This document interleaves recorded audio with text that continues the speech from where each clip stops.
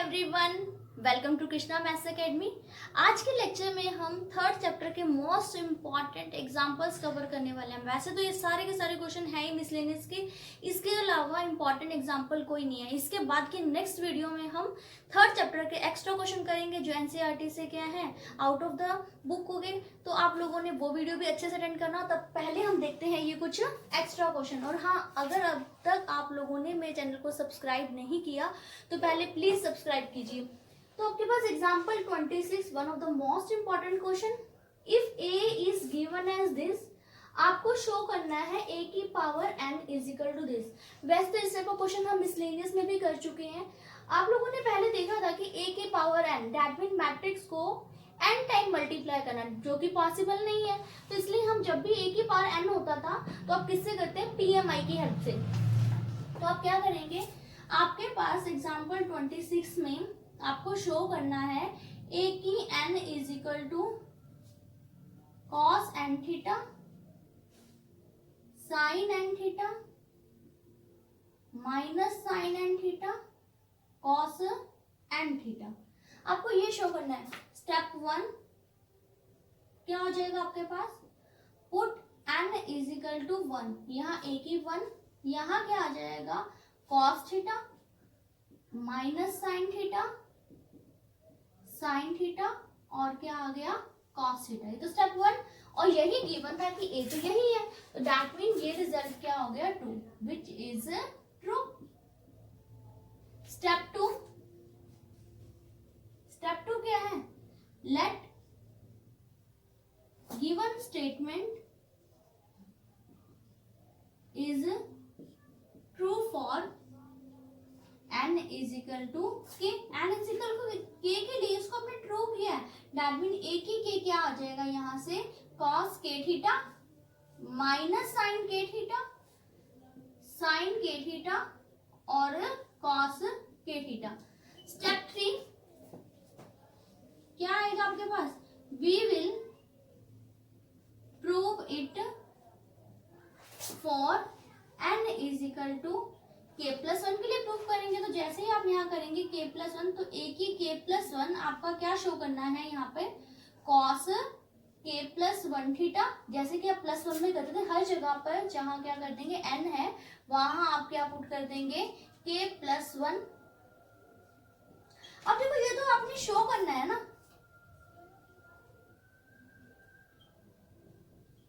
तो हमने क्या ले ली, लेफ्ट हैंड साइड ली। लेफ्ट हैंड साइड आपके पास क्या है, a की k प्लस 1। a की k प्लस 1 का मीन क्या होगा, a की k इंटू a की 1। a की k की वैल्यू क्वेश्चन में क्या है, cos k theta sin k theta minus sin k theta cos k theta. a आपके पास क्या है, cos theta minus sin theta sin theta और cos थीटा। अब तो आपके पास सिंपल मल्टीप्लाई हो रहा है, फर्स्ट रो फर्स्ट कॉलम से मल्टीप्लाई, तो फर्स्ट एलिमेंट करते हैं। cos k थीटा इंटू में क्या आ जाएगा cos theta, sin k theta को इससे करेंगे तो क्या बनेगा minus sin k theta into sin theta. अब ये वाली रो नेक्स्ट कॉलम से cos k theta into sin theta plus sin k theta into में क्या आ जाएगा cos थीटा। आगे कॉलम खत्म, दैट मीन इस रो की बारी क्या हो जाएगी फिनिश। अब बारी किसकी आएगी, नेक्स्ट रो। तो हम अगेन सेकंड रो पहले फर्स्ट कॉलम से हुई, minus sin k theta into में क्या आएगी cos थीटा। जब इसको मल्टीप्लाई करेंगे minus cos k theta into में क्या आएगा sin थीटा। फिर से ये वाली रो नेक्स्ट कॉलम से minus sin k theta into sin theta plus cos k theta into में cos थीटा। अगर आप केयरफुली ऑब्जर्व करो तो यहाँ क्या बन रहा है, cos a cos b minus sin a sin b। ये किसका फॉर्मूला बन गया आपके पास, cos k theta plus theta का। सिमिलरली अगर मैं यहाँ से नेगेटिव कॉमन ले लूं, sin a cos b plus cos a sin b, किसका फॉर्मूला बन गया, sin a plus B. Again sine A cos B, cos A sine B, किसका फॉर्मूला बन गया फिर से, साइन के थीटा प्लस थीटा का। और यहाँ पर cos A cos B minus sign A sine B, ये किसका फॉर्मूला है, कॉस के थीटा प्लस थीटा का। तो यहीं पर आपका एंड होता है, देखो ध्यान से, यही तो है। मैंने यहाँ पे बस कॉमन ले लेंगे, थीटा कॉमन ले लूँ तो कॉस के प्लस 1 थीटा, साइन के प्लस 1 थीटा, साइन के प्लस 1 थीटा, कॉस के प्लस 1 थीटा। तो यही हमने शो करना था। पीएमआई की हेल्प से क्वेश्चन क्या हो चुका है, प्रूव। नेक्स्ट देखते हैं example 27, one of the most important example. Carefully statement को रीड करना, क्या कह रखा है, if A and B are symmetric matrix. पहले मैंने यही लाइन रीड की, आपको दे रखा है कि ए और बी क्या है, symmetric matrix of same order. अब आपको पता है सिमेट्रिक मैट्रिक्स क्या होती है, the matrix whose transpose is equal to that matrix, that mean A transpose अगर ए के इक्वल आ जाए तो ए क्या है, सिमेट्रिक मैट्रिक्स। तो यहाँ पर यही बता रखा है कि ए और बी दोनों सिमेट्रिक हैं, then show that A B is symmetric if and only if A and B commute.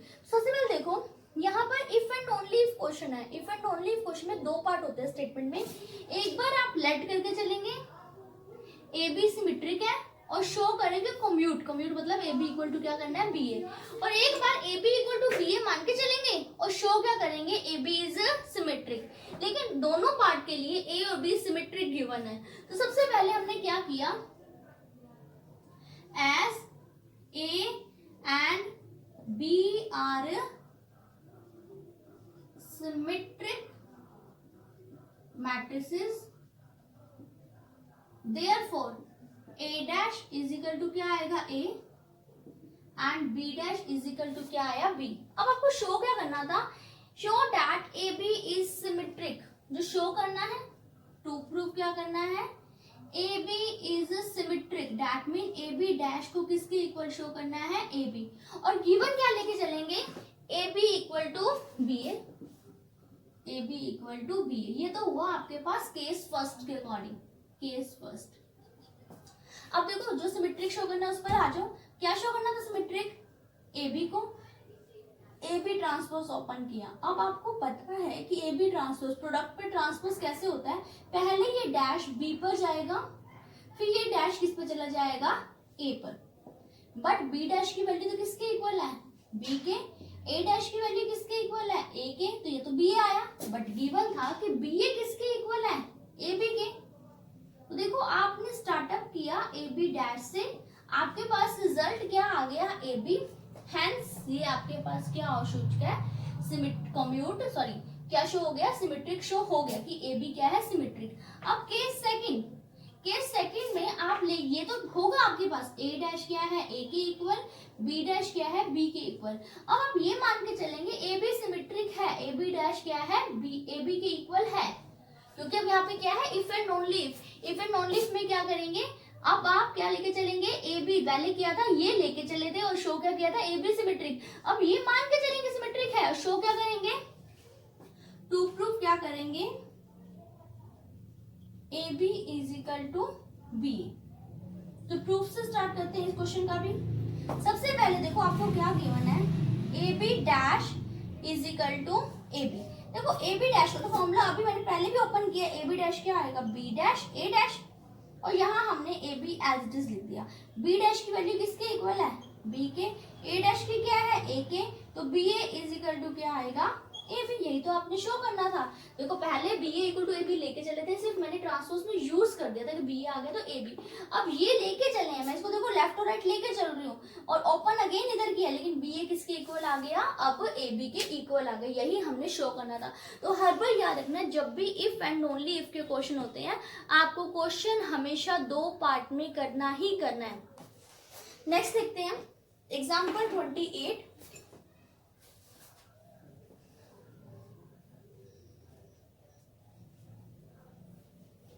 Example 28 में क्या है, ए बी सी तीन मैट्रिक्स गिवन है।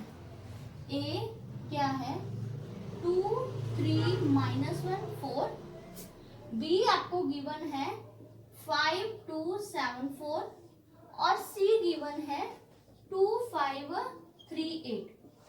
आपको शो क्या करना है, कहते हैं find the matrix matrix D find करना है, C D minus A B is equal to क्या गिवन है 0। अब आपको डी का ऑर्डर नहीं पता, तो डी का ऑर्डर वैसे तो कई बार ऐसे ले सकते हैं कि ए बी सी तीनों ही स्क्वायर मैट्रिक्स हैं, तो तीनों अगर स्क्वायर मैट्रिक्स तो कंपल्शन है कि डी भी स्क्वायर ही होगा, और इन तीनों का ऑर्डर 2/2 है, तो डी का भी क्या होगा 2/2। लेकिन सब अगर इनके ऑर्डर डिफर मिलते तो आपको डी का ऑर्डर फाइंड करना पड़ेगा, जैसे कि मैंने मिसलेनियस के क्वेश्चन में किया था। कैसे करेंगे, लेट कर लो, डी का ऑर्डर क्या है m क्रॉस n। अब करते हैं सी का ऑर्डर क्या था 2/2, डी का ऑर्डर क्या है m क्रॉस n। मल्टीप्लाई की नेसेसरी कंडीशन, ये दोनों इक्वल होने चाहिए, तो आपको पता चल गया m की वैल्यू क्या है 2। यहाँ से न्यू ऑर्डर क्या बनेगा 2/n। यहाँ से ए बी का देखो, ए बी 2/2 है, बी भी 2/2 है, बीच के दोनों क्या है सेम, तो इन दोनों का प्रोडक्ट पॉसिबल था। न्यू ऑर्डर क्या बना 2/2। अब देखो ये मैट्रिक्स है 2/n, ये मैट्रिक्स है 2/2, इन दोनों को सॉल्व करके 0 आना चाहिए। अब माइनस कर रहे हैं दोनों को, तो मैट्रिक्स सब्ट्रैक्शन की नेसेसरी कंडीशन क्या होती है, दोनों का ऑर्डर क्या होना चाहिए सेम। अगर 2/n है 2/2, ये सेम बनाने के लिए यहाँ पर क्या होना चाहिए था 2, तो हमें पता चल गया n की वैल्यू क्या है 2। तो इस तरह से आप d का ऑर्डर क्या कर सकते हैं फाइंड। फोकस करो, क्या बताया, लेट कर लिया, d का ऑर्डर क्या है m क्रॉस n, तो यहाँ पर d का ऑर्डर पुट किया, हमें पता है इन दोनों को मल्टीप्लाई करना, तो बीच के दोनों ये क्या होने चाहिए सेम। दैट मीन आपको पता चल गया कि m की वैल्यू क्या है 2। सी और डी को मल्टीप्लाई करके न्यू ऑर्डर क्या बनेगा 2 क्रॉस n। ऐसे ही ए और बी को मल्टीप्लाई करके भी न्यू ऑर्डर क्या बना 2 क्रॉस 2। अब दोनों मैट्रिक्स सब्ट्रैक्ट हो रही हैं, तो दोनों को क्या होना चाहिए था इक्वल, 2 क्रॉस n और 2 क्रॉस 2 को इक्वल होने के लिए n की मस्ट भी वैल्यू क्या आनी चाहिए 2। तो आपके पास m भी 2 हो गया और n भी क्या हो गया 2। तो इस तरह से आपको d का ऑर्डर 2/2 पता चल गया। बट इस क्वेश्चन में आप डायरेक्ट कर सकते थे, क्यों, क्योंकि a b c तीनों ही स्क्वायर है, तो d का ऑर्डर फाइंड करना जरूरी नहीं है। ये मेथड तब करना है जब स्क्वायर नहीं मैट्रिक्स होती, रेक्टेंगुलर मैट्रिक्स होती, तब आपको ये करके दिखाना था। तो फिलहाल मुझे पता चल गया d 2/2 है। अब d 2/2 है तो लेट कर लो, let d is equal to a b c d, और कंडीशन का यूज करो। कंडीशन क्या थी, C D minus A B is equal to 0। सी मैट्रिक्स क्या है 2 5 3 8, डी मैट्रिक्स क्या है A B C D, minus A matrix क्या है 2 3 -1 4, बी मैट्रिक्स क्या है 5 2 7 4 इज इक्वल टू 0।